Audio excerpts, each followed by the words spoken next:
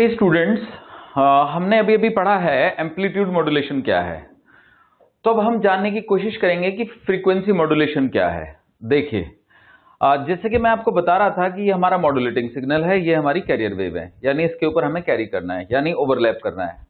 अब की बार हम इस तरह से ओवरलैप करेंगे कि जो हमारा सिग्नल है ct is equal to AC cos omega ct plus five में से जो ये ओमेगा सी है यानी ओमेगा सी न्यू, ये डिपेंडेंट हो जाए mt पर। ओके, नई new frequency will depends on mt। Okay, यानी कि आप समझ सकते हैं कि frequency new omega C new is equal to you can say omega c plus some constant k into में mt। okay, it should be like this, somewhat like this। तो अब आप देखिएगा कि मतलब k एक ऐसा फैक्टर रहेगा जो k और mt को कंबाइन करके फ्रीक्वेंसी के डायमेंशन में ले आए। तो अगर यहां पे हमारा एम्पलीट्यूड mt बहुत ज्यादा है तो फ्रीक्वेंसी जो न्यू फ्रीक्वेंसी होगी वो यहां पे बढ़ जाएगी। So it will be high here, very high, and as we go it goes to the normal omega C, और यहां तक पहुंचते पहुंचते हम नॉर्मल फ्रीक्वेंसी पे आ गए हैं। अब देखिए यहां पे जो है इसका mt नेगेटिव है, तो इफ mt इज नेगेटिव जो न्यू फ्रीक्वेंसी होगी ओमेगा सी माइनस समथिंग हो जाएगी, मतलब लेस देन ओमेगा सी हो जाएगी। So it would look like this. Frequency कम हो जाने का मतलब जो वेवलेंथ है वो बढ़ गई और सिग्नल ब्रॉड हो गया। अब जैसे ही हम यहां पहुंचेंगे तो फ्रीक्वेंसी वापस से उतनी ही ओमेगा सी हो जाएगी।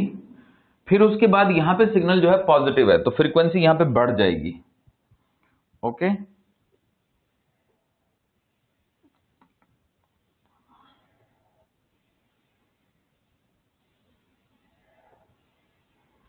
so here the frequency becomes very large and as we go the frequency reduces। Okay, यहां पे नॉर्मल हो गई और फिर यहां पे सिग्नल हमारा नेगेटिव है तो फिर से फ्रीक्वेंसी जो है वो कम हो गई। तो यहां तक पहुंचते पहुंचते सिग्नल फिर से नॉर्मलाइज हो जाएगा। तो this is called frequency modulation, FM। Clear? अब हम थोड़ा सा समझ लेते हैं फेज मॉड्यूलेशन को। तो बच्चों, फ्रीक्वेंसी मॉड्यूलेशन हो या फेज मॉड्यूलेशन हो, दोनों दिखने में ऑलमोस्ट एक जैसे ही रहेंगे। क्यों?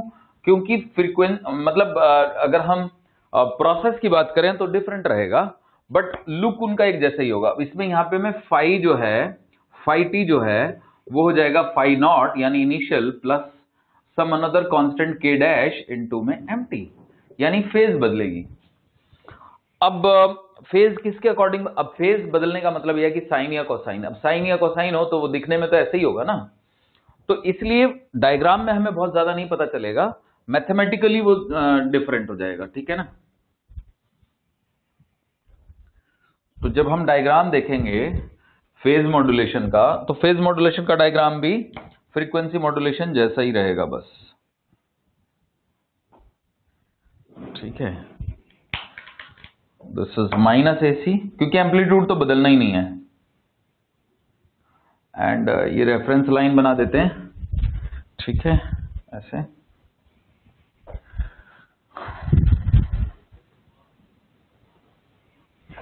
तो जैसे कि मैं कह रहा था बच्चों कि उसमें तो यहां पे हमारी जो फ्रीक्वेंसी है वो बदलती थी, इसमें यहां पे फ्रीक्वेंसी बदलेगी।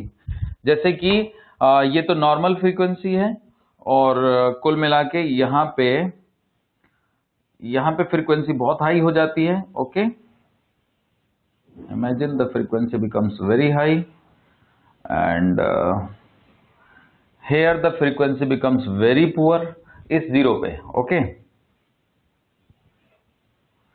and here the frequency becomes very high। okay,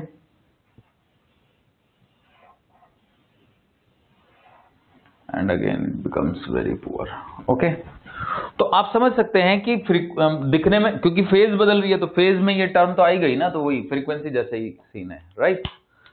तो this is called phase modulation. Right? Phase बदल रही है तेजी से, मतलब अगर ये वाली टर्म बड़ी हो जाएगी तो मतलब वेरिएशन तो बढ़ ही जाएंगे। राइट? ठीक है, तो ये टीवी में यूटिलाइज हो जाती है। अब हम बात करेंगे टाइप्स ऑफ मॉड्यूलेशन की, ठीक है। तो ये आप समझ ही गए होंगे, देखिएगा।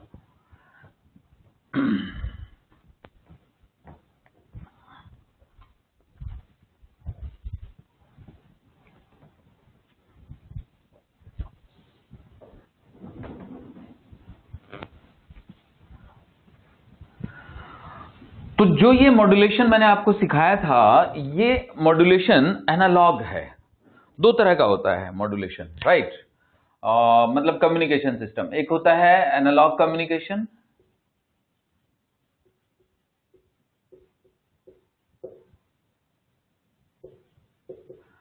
एक होता है डिजिटल कम्युनिकेशन। तो जो एनालॉग कम्युनिकेशन है बच्चों, इसमें हमारी जो वेव है, जो कैरियर वेव है, वो एक क्या कहते हैं, साइनोसॉइडल सिग्नल है। डिजिटल में हमारी जो कैरियर वेव है वो साइनोसॉइडल सिग्नल नहीं है, इसमें हमारे पास जो कैरियर है वो पल्सेस हैं। These are the pulses are the carriers, okay.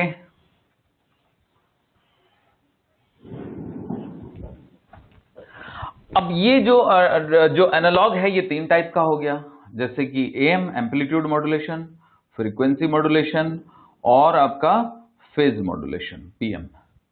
ये होता है pulse amplitude modulation, pulse width modulation और पल्स पोजीशन मॉड्यूलेशन। ये भी तीन टाइप का होता है। इसको हम पल्स ड्यूरेशन मॉड्यूलेशन भी कहते हैं, ओके, और लिख देते हैं पल्स विड्थ मॉड्यूलेशन और पल्स ड्यूरेशन मॉड्यूलेशन। तो मैं आपको ब्रीफ में समझाता हूं।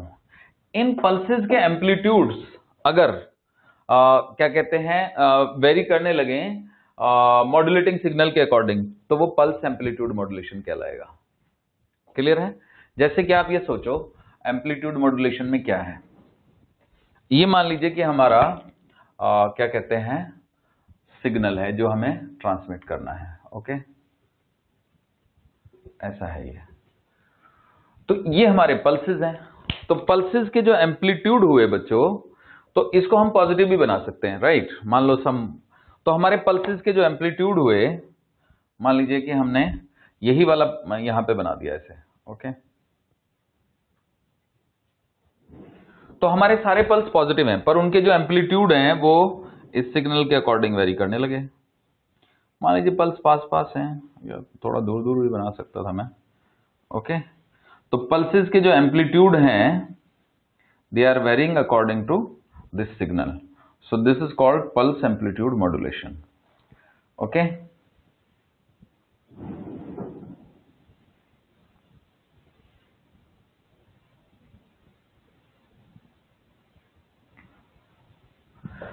क्योंकि हमारे सिलेबस में है नहीं, बस नाम दिया हुआ है, एनसीईआरटी में नाम है, लेकिन मैंने समझाना है आपको कि पल्स एम्पलीट्यूड मॉड्यूलेशन का मतलब है कि जाएंगे तो पल्सेस ही, पर उनके एम्पलीट्यूड इस सिग्नल के अकॉर्डिंगली वेरी करेंगे।